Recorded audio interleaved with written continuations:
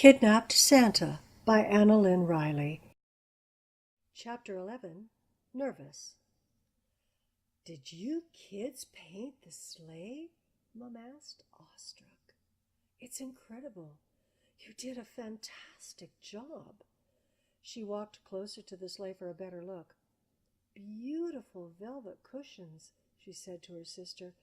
"I didn't realize you were sewing cushions as well." Dad, Uncle Sid, my other uncle, Grandma and Grandpa were all looking at the magnificent sleigh.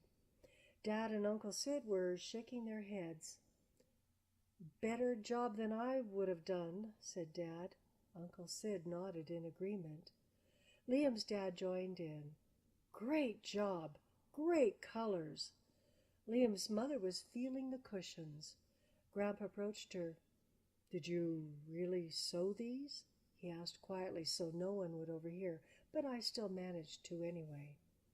"I didn't have enough fabric to make cushions," Auntie whispered back. "Did you let the kids use your gold paint? That's an expensive touch." Auntie examined the gold tassels on each of the velvet cushions. Grandpa lowered his voice even more, so low that I almost didn't hear him respond. "I didn't have any gold paint. I didn't have any orange or purple paint either. I was going to use red and black. Those were the colors I had on hand." I was getting nervous. What if Grandpa and Auntie started telling the others that they knew something was odd about all this? What would I do? I was about to say something when the dogs started barking. When those white furry beasts barked, they really barked, and the sound amplified in the garage to deafening point. Everyone covered their ears. Grandpa said quickly, "It's time to load the dogs into the trailer." "How can you lift the dogs and kennels?" Liam asked. "Forklift?" "No, son. We'll let the dogs out for a walk while we load the kennels on the trailer. Then let the dogs jump in."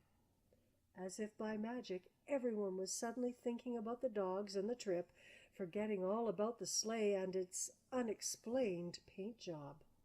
Mom, Dad, and Uncle Sid started cooking hot cakes, ham, and eggs. Auntie Nicole and Grandma finalized trip details.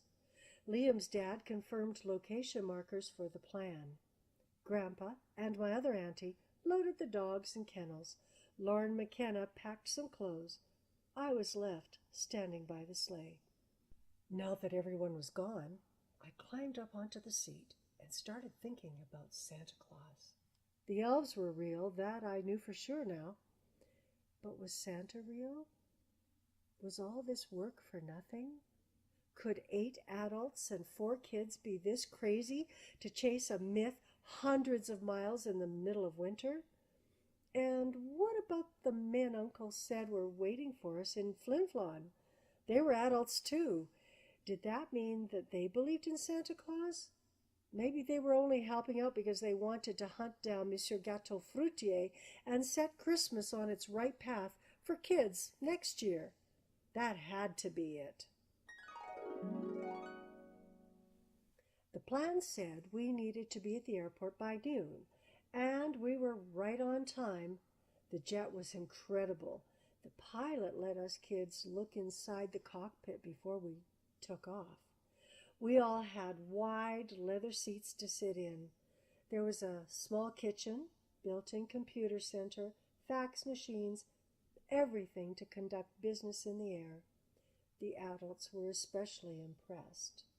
We kids were impressed too with the supersized screen for television, movies, and computer games. And we were even more impressed with the takeoff. It was as smooth and as fast as ever. The dogs were quiet. Maybe the elves were with them. I hadn't seen the elves since morning, so it made sense that they would travel with the dogs in the cargo area, the one place where our parents wouldn't be. We had finished watching the second movie when the pilot told us to fasten our seatbelts because we were about to land.